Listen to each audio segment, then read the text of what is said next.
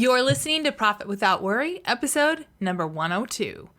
How do you feel about the size of your audience? Do you ever feel like you put great content out there, but you're not excited about doing more because it feels like it's just going out to crickets?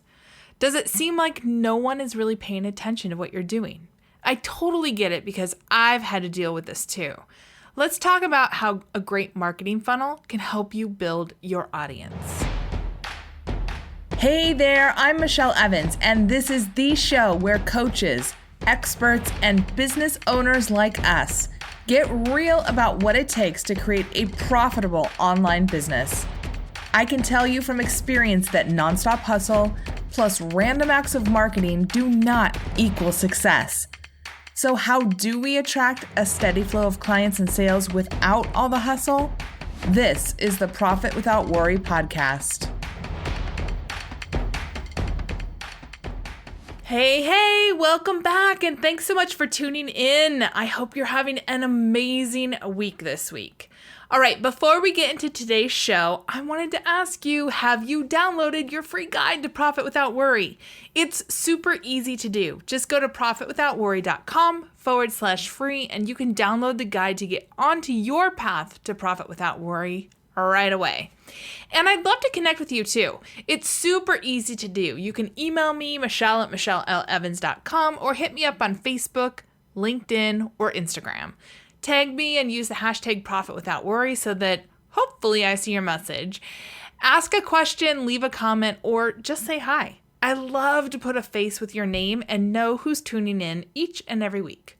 All right, let's dive into today's show.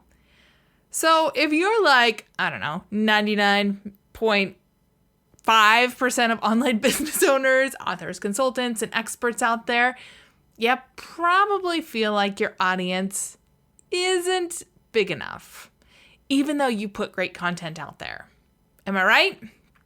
Yeah, just about everyone out there feels that way. In fact, most online business owners put a ton of effort into creating really great content to attract their audience and help people out.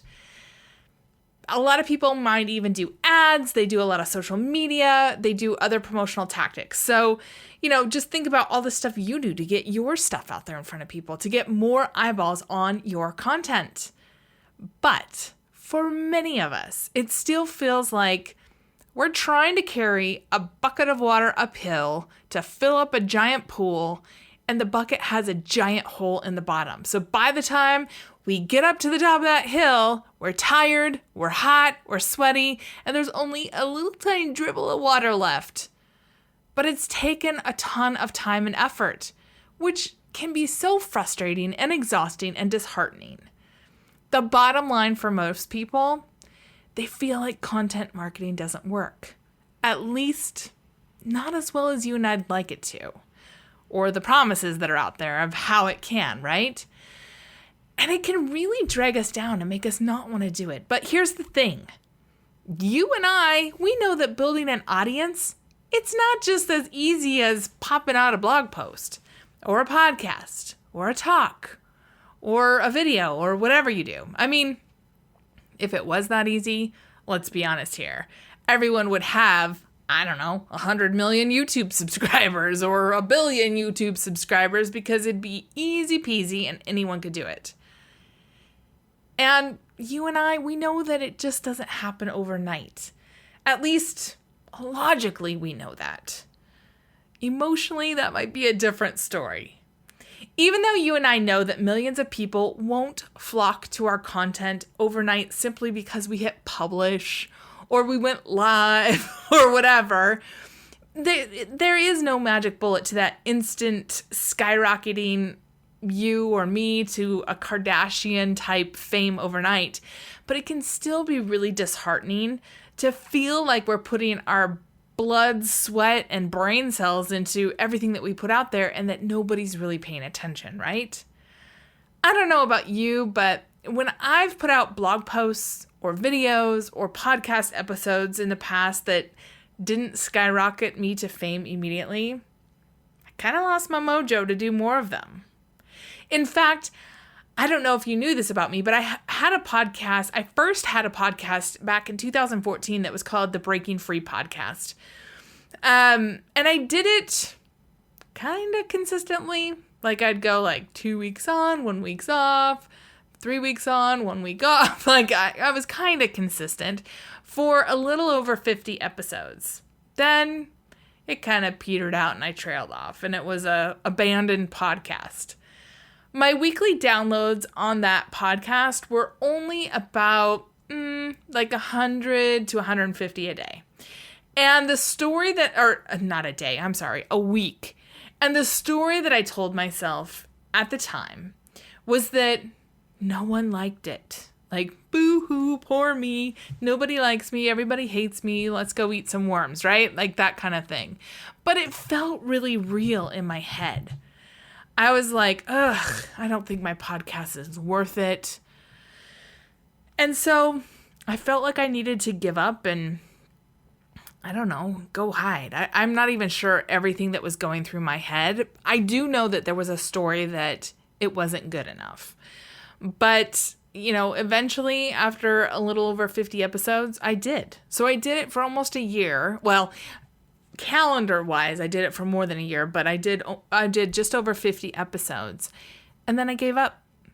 Think about that for a minute. In my mind, 100 to like 150 people a week, like 400 to 500 people a month, that meant I was a failure. And when I say it out loud like this, it sounds crazy. Because that's the story that I was telling myself. I was telling myself that only 400 people were, you know, listening to me, boo-hoo. And I was comparing myself to the biggest, most downloaded shows out there. And honestly, I didn't even know what their numbers were. But in my head, their numbers were like 3 million people a week or some crazy number. I don't even know fully what I thought. But in my mind, I wasn't stacking up and I wasn't good enough. And even though I had no idea what their actual download numbers were, I only knew that the story that I was telling myself was that I was nothing and they were everything, so why would I even try? Have you ever felt like that? Yeah, I've been there, and it is really hard. It is really hard.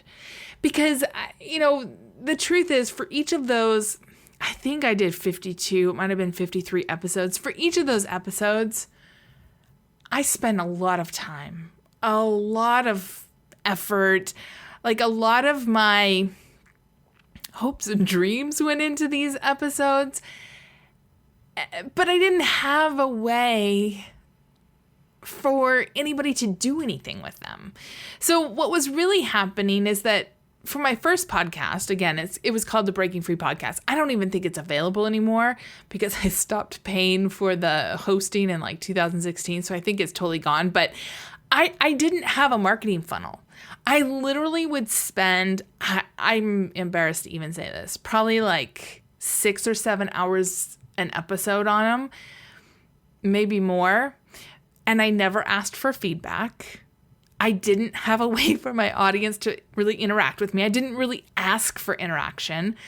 I didn't really direct them to download a freebie. I didn't have anything other than my podcast that I was putting out into the world and I was hoping would like magically turn into people flocking to my business. And it didn't happen. So they didn't come to my business because they were like, hey, this is a great podcast. I'm going to listen. I'm going to move on, right? And now that I have some distance from that time in my business, it was like 2014 to, I think, maybe like the fall of 2015, I realized that I was really uncomfortable with the spotlight.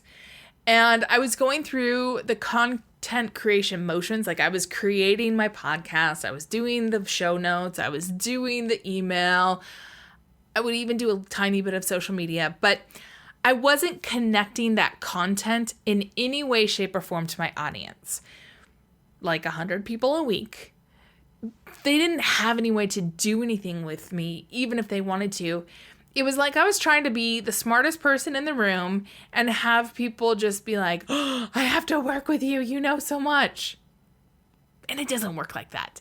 So before I go on, I want you to just step back for a minute and realize that any stories that you're telling yourself about your audience size, just like bring them to light. Because I wasn't even super aware of what the story I was telling myself was until much later when I went back and did some work on this. In 2016, I went to Amy Porterfield's house for a one-day mastermind that she was hosting for some people that won a contest she was running. And so it was me and like 5 or 6 other people. Amy Porterfield and Rick Mulready, I think, was there. And Amy was telling me, like, Michelle, you got to get a podcast. And I had such a visceral reaction to it. I was like, no. And I went back to my hotel that evening and I was like, what is my problem? Like, Amy is here telling me what is one of the biggest growth drivers in her business, which was a podcast. Rick Mulready was telling us what was one of the biggest drivers of profitability in his business, which was his podcast. Why am I sitting here being like, no, I can't do a podcast again? Like, I have all the equipment. I know how to do it. All I have to do is put a show together. So that was in August of 2016. And I had to get really honest with myself because I was like, what is the story happening here? Like, if these 2 really successful people are telling me this, why am I saying no? And I realized that it's because I felt like my audience was too small and that what I had to say didn't matter.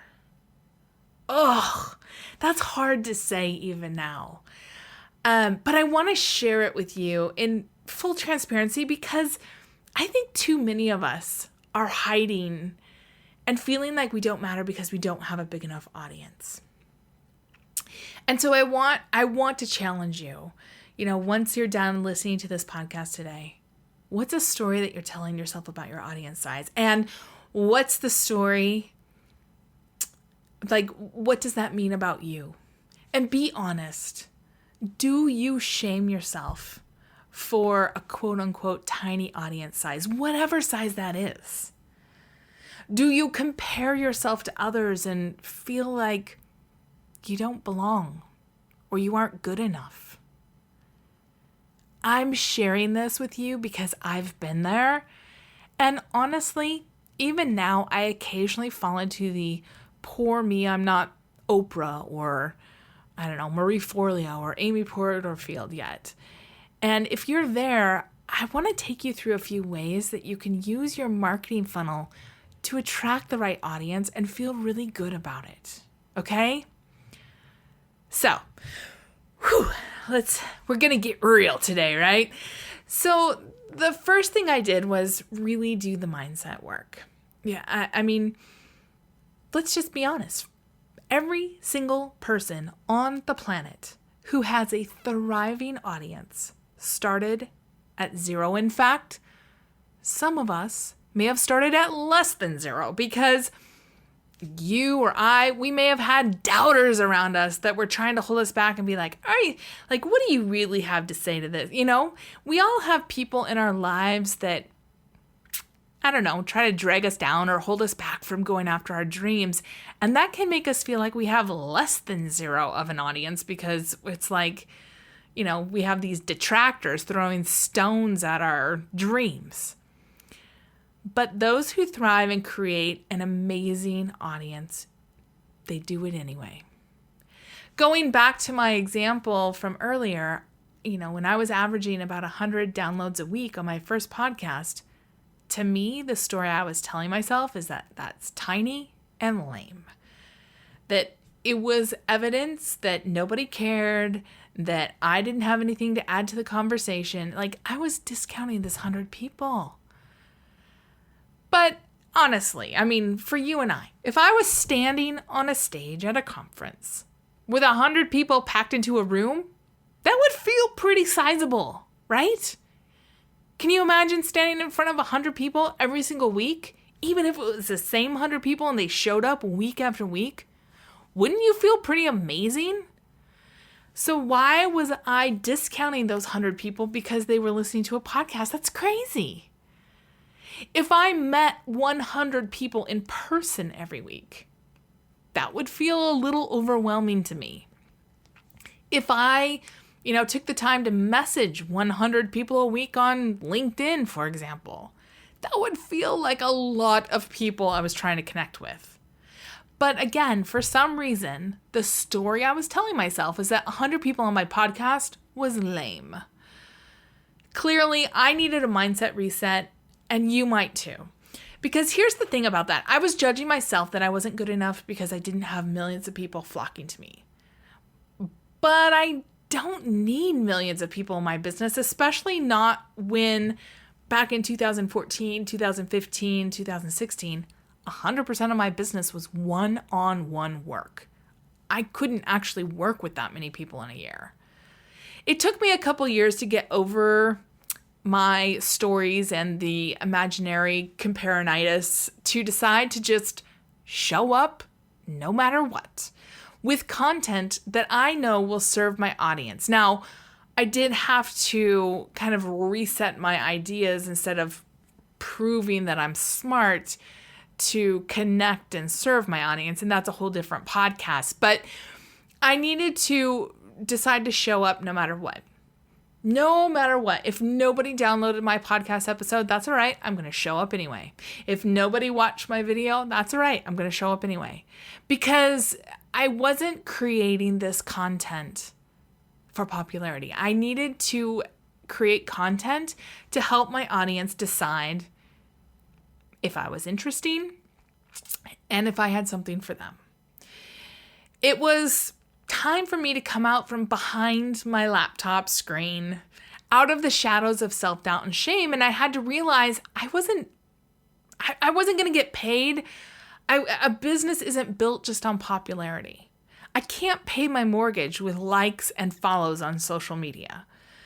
It's not my job to worry about the results of my work. It's my job to worry about being of service. It's not my job to worry about being good enough or polished enough or pretty enough or skinny enough or just plain enough. Instead, I needed to build a business and show up and serve my audience no matter how small that audience was. Because even if I was only helping one other person, that's somebody I'm helping, right? And I remember Denise Duffield Thomas. If you don't know her, she wrote a book called Get Rich, Lucky Bitch, and she has a whole huge business based around overcoming money mindsets, like money blocks and, resetting your money mindset and stuff. And I remember her talking about her course, which is the Lucky Bitch Boot Camp. I can't remember. I have it. The Lucky Bee Money Boot Camp. And that when she first launched it, I think she only had like 2 or 3 people in it. And now there's thousands. And I remember her saying, I treated those people like gold. I poured everything I had into them. And from there, I was able to build a thriving $1 million business. And I just thought, you know what? I am so thankful that she shared that story because it just reinforces that these people that we see that are making millions of dollars and stuff, they all start out somewhere, right? And it's just a matter of them consistently deciding to show up and do it anyway that lets them go from a nobody to a name.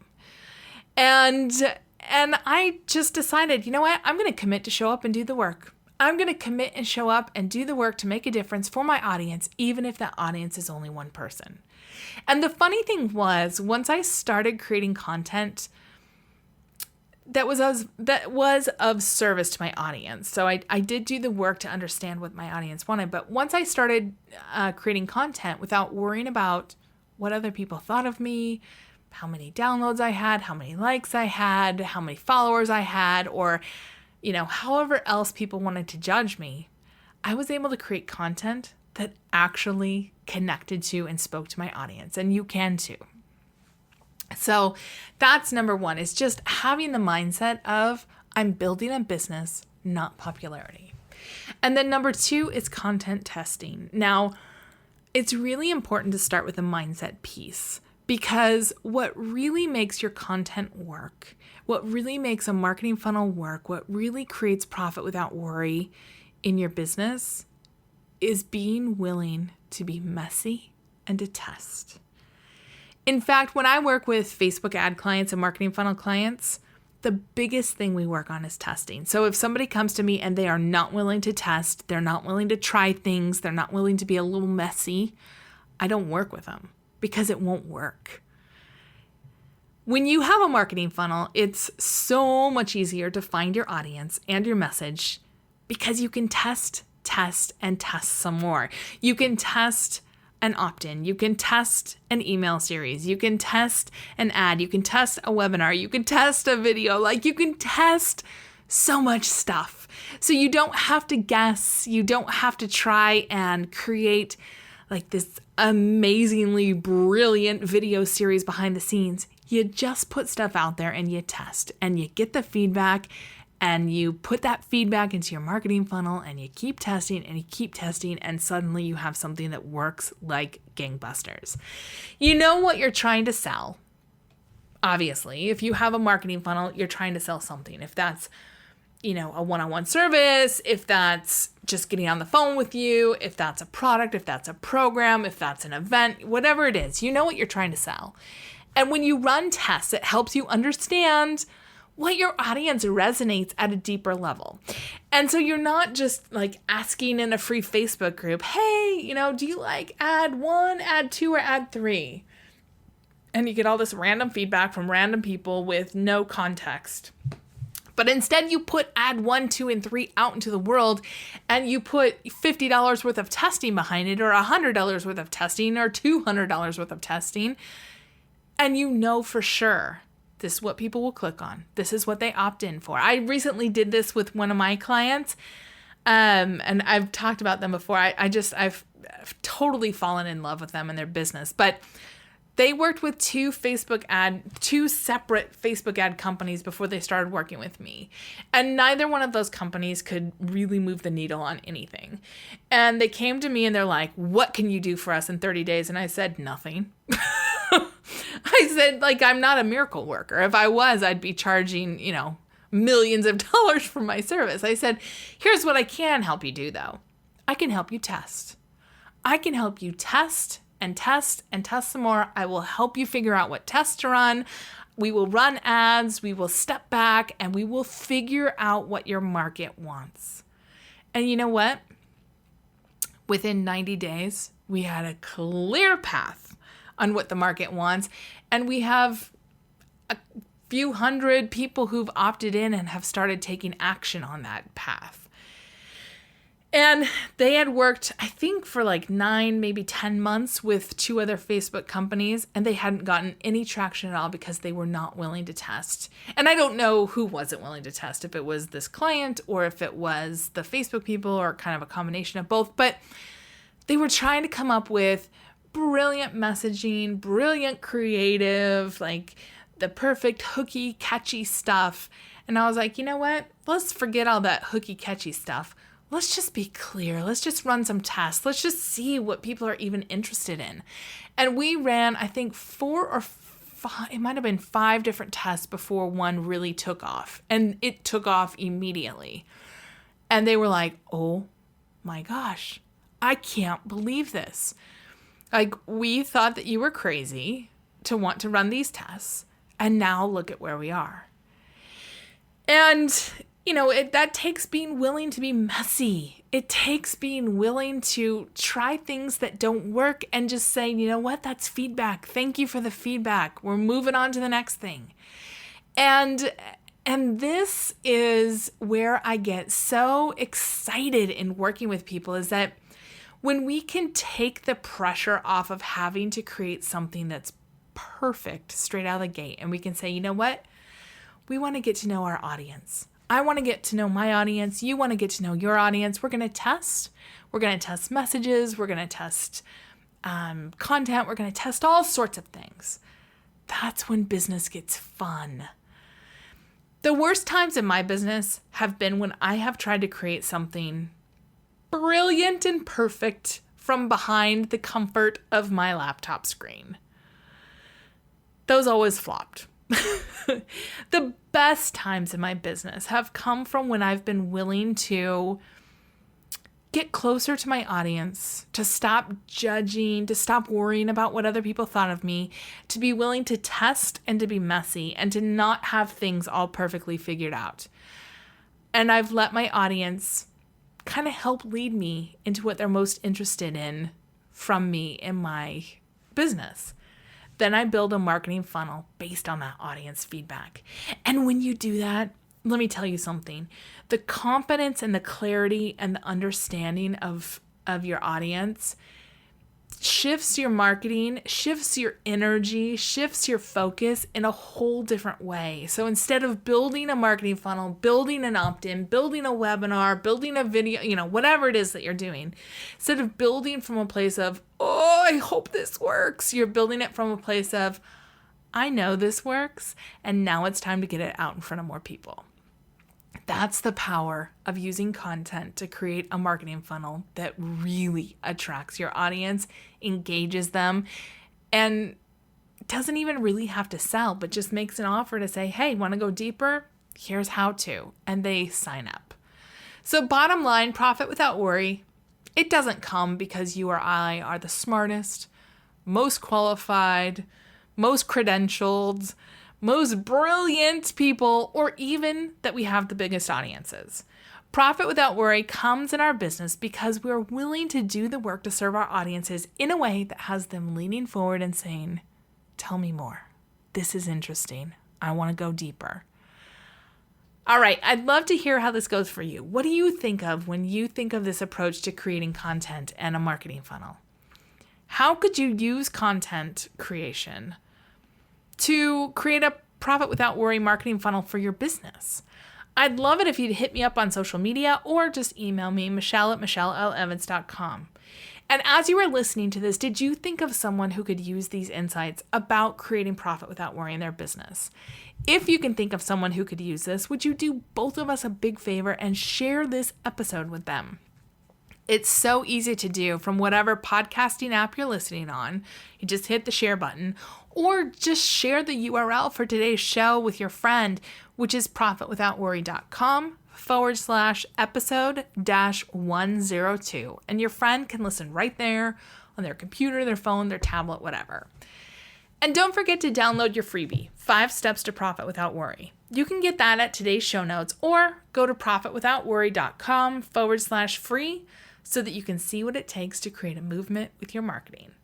All right, I hope you have an absolutely amazing week, and I'll see you back here next week, same time, same place, on another great episode of Profit Without Worry. I'll see you then.